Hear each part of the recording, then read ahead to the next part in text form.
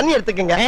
அத தோசைக்கல்ல ஊத்தி அதுக்குன்னு வழக்கமா ஒரு விளக்கமாறு வச்சிருப்பீங்கல்ல? ஆமாங்க. அத அடிப்பக்கமா திருப்பி சரிங்க. வரட்டு வரட்டு வரட்டுன்னு ஒரு 4 இழுப்பு இழுத்து சரிங்க. நல்லா கழுவி விட்டுருங்க. சரிங்க. ஒரு கிண்ண நிறைய மாவு எடுத்து பெரிய ரவுண்டாவும் இல்லாம சின்ன ரவுண்டாவும் இல்லாம சரிங்க. பொதுவா ஒரு ரவுண்ட ஊத்தி 4-5 வெங்காயத்தை போட்டு அள்ளி பொடி பொடி பொடியா நறுக்கி அப்படியே மேலாப்ல பரபரன்னு தூவி விட்டு சரிங்க.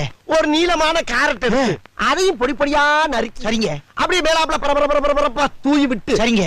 ஒரு 16 கரண்டி நெய் எடுத்து சரிங்க. அதுல 6 கரண்டி நெய்ய உள் சைடு அப்படியே லேசா விளாவி விட்டு சரிங்க. 10 கரண்டி நெய்ய தோசைக்கு வெளி சைடு அப்படியே மேலாப்ல விளாவி விட்டு சரிங்க. இட்லி பொடி இருக்கு பாத்தீங்களா? அத அப்படியே அள்ளி மலை சாரல் மாதிரி அதை மேலாப்ல பரபரன்னு அப்படியே பேய விட்டு சரிங்க. பொத்துனாப்ல அப்படி ஒரு பரட்டு இப்படி ஒரு பரட்டு அப்படி பரட்டி விட்டு அப்படியே ரெட்டி கலர்ல முருக விட்டு